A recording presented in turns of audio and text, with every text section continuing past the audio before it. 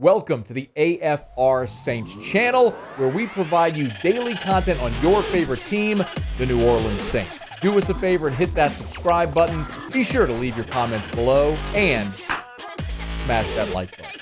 Who dat? I am really mad at Jeff Duncan. Just very mad. He tweeted a bit ago, Sean Payton's in New Orleans for a business commitment that has zero to do with the Saints. Carry on. Jeff, why would you go ruin all of our internet fun like that with your facts and whatnot? Yeah, I've already angered all of the Saints Twitter with that one. But look, I had to at least let people know, Matt, that he's not here to become the Saints' new head coach, which is what I think a lot of people were speculating on. Or maybe he is. And this little story about it being a business commitment is just to throw us all off the scent. See, I'm trying to get it going again, Jeff. I like it. All right. Actually, he's here. You've probably seen him a bunch of times promoting Zebra technology, and that's the technology that's next gen stats uses with the chips in the footballs and the shoulder pads. They are having their convention here in New Orleans, so he's at that. Okay. Well, he manages to get to that convention in between, I guess, jet setting all over for all these interviews and whatnot. You also pointed out that Payton had his interview with Carolina on Monday and will meet with the Cardinals on Thursday. What's going on with the Denver interview being postponed?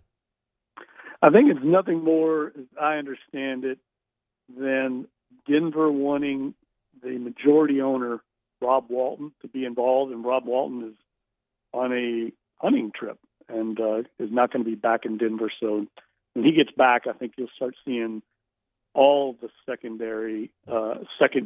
interviews with the finalists start lining up in Denver. So it's not just Sean Payton; it's the other coaches involved with trying to get there with Rob Walton.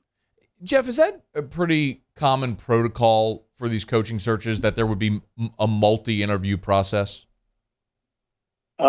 I think everyone's different, to be honest with you, Matt. I think from the outset, the Penner-Walton family group has tried to be very exhaustive and take their time. I mean, this is their first real coaching hire, and I think they want to get it right. They've had 3 different assistant coaches in Denver. The last 3 head coaches were former assistants, had no head coaching experience, and I think they want to find a coach that's got a little more big picture vision. I mean, I've seen Greg Penner use the word CEO type. That's why I really feel like Denver, the coach that they say they're looking for, is almost a carbon copy of what Sean Payton's strengths are. So it makes a lot of sense that they would be perceived as a favorite right now, just because of what I've seen coming out of their camp is what they're looking for. Jeff Duncan's with us on Twitter at @JeffDuncan_. Of course, you can read his stuff at NOLA.com. Are you what do you feel about the reports of Sean Payton's possible compensation, the $20 to $25 million a year? Well, I think it's definitely accurate. I mean, I think I've said this before. I tweeted it out. I don't think people understand, but these NFL head coaches are making a lot more than what's being reported, Matt. I mean, first of all, the only people that know truly what a head coach in the NFL is making are his agent, the owner, maybe the general manager, and the head coach. Not a lot of people know. There's no contract you can get to like a player with the NFL Players Association. That's why we know all the intimate details of player contracts. And basically, these coaches' contracts are what the agent tells a reporter. So you're not actually seeing the contract. And from what I understand, these coaches make a lot more than what is actually reported, and that $20 million is not unheard of for an elite NFL head coach. Okay. And weren't there reports, Jeff, that Miami was going to do a $100 million deal for Sean Payton, a 4 to 5 year deal? I mean, that would line up with those numbers. So that's what I'm saying, yeah. I mean, Sean Payton was making $16 to $17 million a year with the Saints. Okay. And it was never reported that high. Okay. That is a bit stunning. I mean, weren't the numbers that we always heard in the $8 to $10 million range, somewhere around there? I've seen 10 to 12. Okay. What people about don't see them is because they use a little bit of a different accounting. They kind of hide some of the salary into a marketing deal, so they're actually making $12 million from the team, and then marketing becomes another part of it. It's a bunch of money gymnastics. Sure, how it's all structured? I understand that. It doesn't matter how you structure it; the number's the same for the coach or whoever's receiving it. I mean, it still hits the Right. bank account the same. What about the compensation for the Saints, Jeff? I know you've talked about this, and there have been different and varying reports about what the Saints may be seeking. Any clarity there? No, I don't think anybody knows the clarity right now. I know Mickey Loomis wants a first-round draft pick minimum, and I don't think that necessarily has to be this year. I think he would settle for one in a future year, depending on which team it is. I think every team, it's a different calculus, Matt. I mean, because of what they have available, because of where they might draft, where they might be next year. You could make an argument right now that Denver's first-round pick this year wouldn't be nearly as valuable as in a future year if you think they're not going to be as good, because the first-round pick they have this year is the 49ers. So, you know what I mean? He's doing a little bit of team-to-team, I think, calculus on the compensation. But I do know he wants a first-round draft pick, and I think he would want more than that, but I'm not sure he's going to get more than that. Okay. Well, why not? Well, I mean, think about it this way. It could get to the point of Sean Payton saying, I'm going to coach this team, Team X, and the team saying, we want him. At some point, it could go to arbitration. If the Saints push and say he can't go there, and Sean Payton says, well, I'm going to start coaching the team, I'm signing the contract. I mean, it could get that contentious. It certainly happened. There's a precedent there. It happened with Bill Parcells and the Jets and Patriots. If you look back at that deal, Parcells, that case had to get settled by Paul Tagliabue as an arbitrator. And I think it could get to that point here if both sides dig in. I'll be surprised if it gets to that point, but I don't think it's set in stone that whatever the Saints want, they're going to get.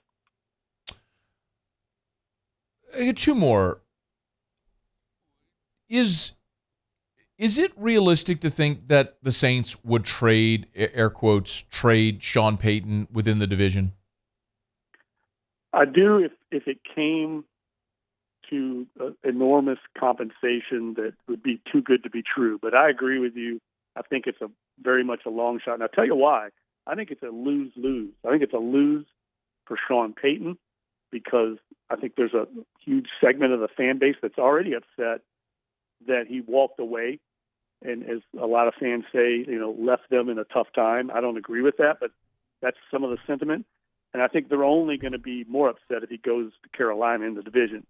And I think it's a loss for Mickey Loomis if Sean Payton goes to Carolina and starts beating the Saints twice a year and winning the division.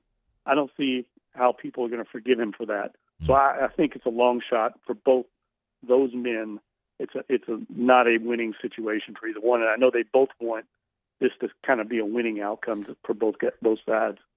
Jeff, I'm sure you saw Diana Rossini's quote tweet of your report earlier alluding to some type of mystery team that could jump into the fray if they have their ducks in a row, as she reported. Do you have any idea as to who that might be? No, I don't. And Diana's a great reporter, so I'm sure there's substance to it. I'm surprised that it would be somebody like Dallas, just because I know Jerry Jones has already come out and said that he is supporting Mike McCarthy and that he wouldn't even move on from him if they lost to Tampa. And of course they didn't. Mm-hmm. So I would be surprised if it was Dallas. But it also could be, an agent or someone from Payton's camp trying to stir up a little leverage there. I wouldn't put that past anybody. This thing's been a crazy roller coaster ride, and there's certainly a lot of games being played. Yeah, it's going to be fascinating to see when that roller coaster comes to a stop and there is some finality. The last thing is, you mentioned that the longer this goes on, the likelihood of Payton staying at Fox increases. Jeff, I hesitate to say, what percentage do you put, but how realistic is that?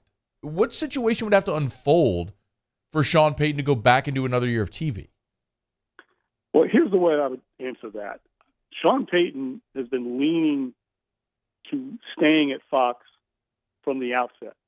So that's where he was at before he went into the interview process.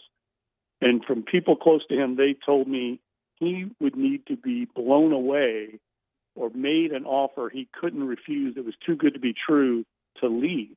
So it's more than likely that's where he's at right now, because he obviously hasn't had an offer yet, and it's going to have to be something that's spectacular. So I think he came into it with that being where he's going to be next year. And I think that surprised a lot of people, because they think, why is he even going to these interviews? Well, I mean, why not? Might as well listen to what people have to say. Maybe don't close your doors to anybody. And but I do think eventually, right now, I think it would be either Denver, who makes him that offer he can't refuse, or he goes back to Fox. That's how I see it personally. But who knows? This thing could turn tomorrow when he 2 days when he meets with Arizona, and they might make him an offer he can't refuse too. I hesitate to make any predictions, because I think this thing can change on a moment's notice. It's like a speed dating round, if you ask me. He is Jeff Duncan, NOLA.com. He's on Twitter at @JeffDuncan_. Make sure you give him a follow. Plugged in on the Sean Payton situation. And Jeff, I've described it. That's the first domino that's got to fall for the Saints offseason, to know how everything else might fall in place with whatever assets they have. So we're all watching and waiting with a lot of anticipation. We appreciate the time as always, Jeff. Thank you. Yeah, Matt. Thanks for having me on, buddy. Hey, thanks so much for watching. Please leave your comments. I love to interact. And be sure to hit the red subscribe button below.